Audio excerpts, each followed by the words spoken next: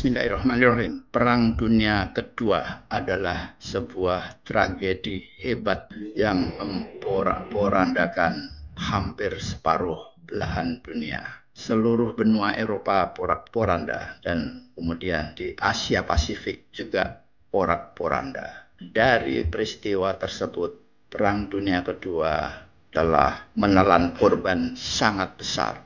Ada 15 juta hingga 20 juta tentara yang terlibat yang meninggal dari berbagai pihak. Ada 45 hingga 50 juta warga sipil yang meninggal atau hilang. Dan juga ada 20 juta warga yang terluka akibat Perang Dunia Kedua tersebut. Ini adalah tragedi kemanusiaan yang sangat hebat dan diharapkan ini tidak akan terulang lagi. Namun meskipun demikian, ada beberapa pemikiran bahwa kemungkinan Perang Dunia Ketiga bisa saja terjadi apabila konflik-konflik yang ada saat ini, dari mulai perang dingin, dari mulai perang dagang, dari perang dominasi kedaerahan, kewilayahan, dan etnis terus berlanjut.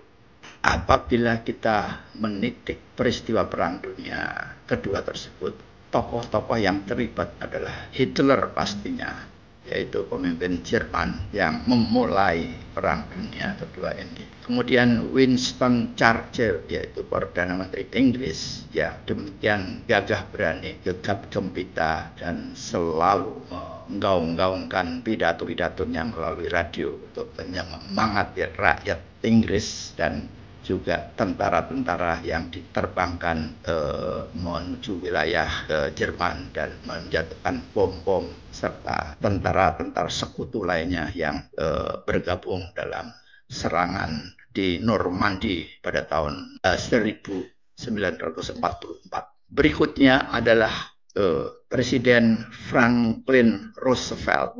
Dia merupakan Presiden Amerika Serikat yang kebetulan mengalami peristiwa serangan Pearl Harbor oleh Jepang di kepulauan di Pasifik yang menghancurkan sebagian besar dari armada laut Amerika. Dan pemimpin berikutnya adalah Charles de Gaulle. Ini adalah Presiden Prancis yang pada awal-awal Perang Dunia sudah terusir dari Prancis karena demikian gegap gempitanya Jerman menyerbu Prancis, dan memang menjadi target adalah Prancis untuk nantinya Hitler ingin menyeberang ke Inggris Raya yang tidak berhasil sampai akhir dari Perang Dunia Kedua. Jadi Charles de Gaulle akhirnya membentuk pemerintahan peralihan, pemerintahan di pengasingan, yaitu dia mengungsi di Inggris, di London tepatnya. Dia melakukan komando berbentuk pidato-pidato melalui radio dan berbagai rapat-rapat penting secara jarak jauh dengan para pemimpin. Namun saat itu memang Perancis sangat menderita karena hampir sebagian besar wilayah Perancis diduduki oleh Jerman. Pemimpin besar berikutnya adalah Joseph Stalin. Ini adalah pemimpin Rusia yang memimpin serangan dari arah timur, dari Moskow, berhasil menahan gempuran tentara Jerman dan menghalau tentara Jerman, dan secara bertahap pelan-pelan namun pasti pasukannya merangsek dan masuk ke Berlin. Dan pada detik-detik akhir Perang Dunia, yaitu tahun 45 di bulan Juni-Juli, mereka telah bisa memasuki kota Berlin.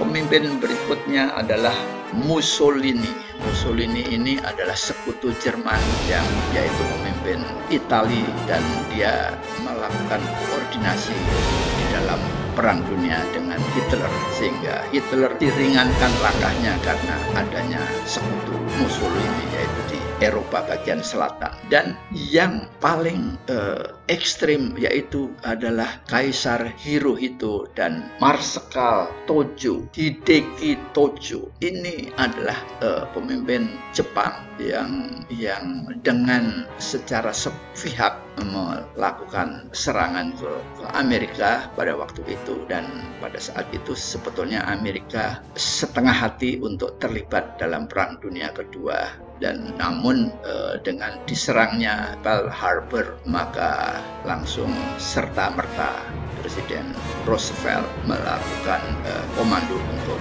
melibatkan pasukannya dalam Perangnya Kedua secara langsung.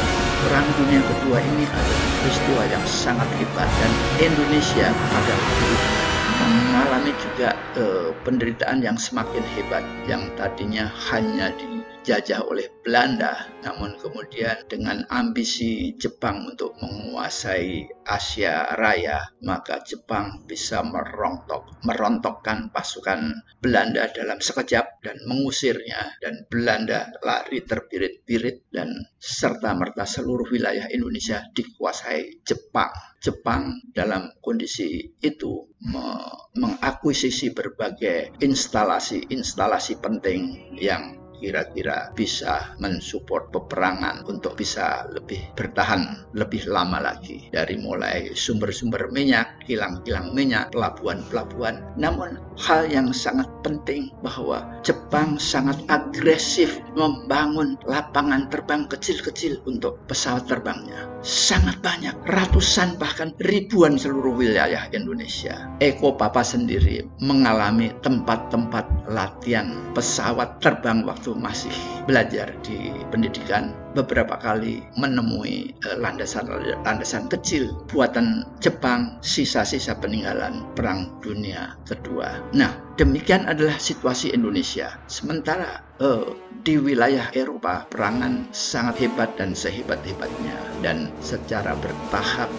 akhirnya tentara sekutu bisa mengkonsolidasikan pasukannya, yaitu mendaratkan pasukannya di Normandy, pantai Normandy, yaitu sebuah kota kecil di pantai barat Perancis. Di situ pasukan Belanda, Kanada, Inggris, Amerika semuanya bergabung dan mendarat di situ.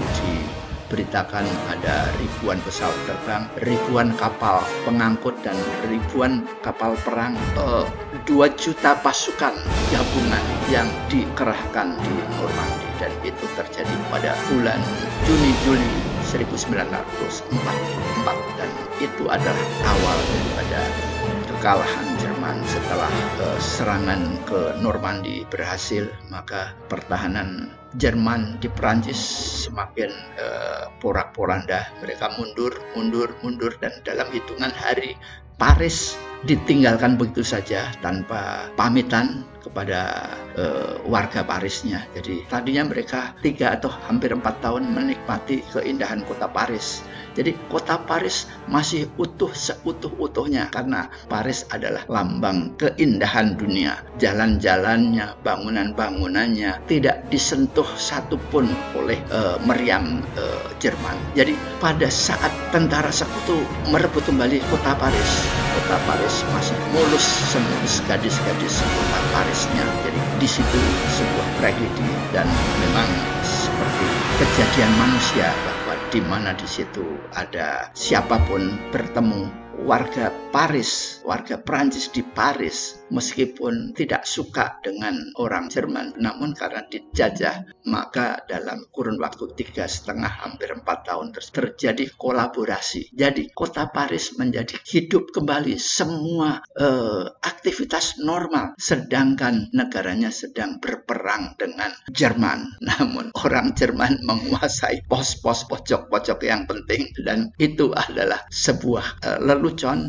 aneh tetapi nyata. Nah, jadi ini adalah bagian yang sebetulnya bisa diceritakan sendiri, karena bagian lain dari Eropa porak-poranda karena dibom, porak-poranda karena ditembak dengan meriam dan lain sebagainya, di bulldozer dengan tank-tank panser-panser berat, namun kota Paris masih mulus semulus-mulusnya. Ini adalah Perang Dunia Kedua. Jadi pada saat lain lagi Eko Papa akan mengulas plot-plot kecil, medan-medan pertempuran kecil. Jadi dalam strategi perang, perang adalah semesta. Namun perang terdiri dari beberapa pertempuran-pertempuran. Di berbagai lokasi pertempuran-pertempuran tersebut akan banyak sebuah kisah yang bisa diilustrasikan dalam buah video pendek di YouTube di Eko Papa Channel.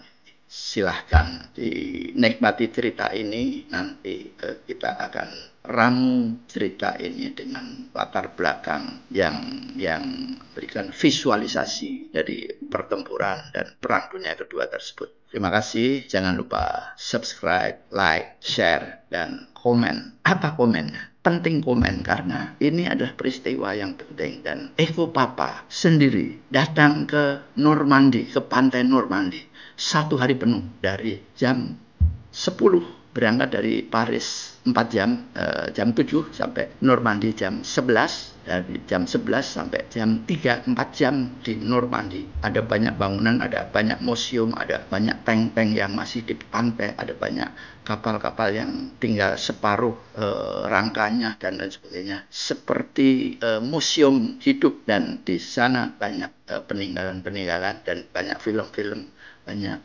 souvenir-souvenir yang dinikmati. Nah, jadi betapa hebatnya Perang Dunia Kedua ini adalah sebuah pengalaman spiritual bagi kita untuk mengenang dan untuk mengutuk dan untuk jangan sampai tragedi kemanusiaan ini terulang kembali. Terima kasih.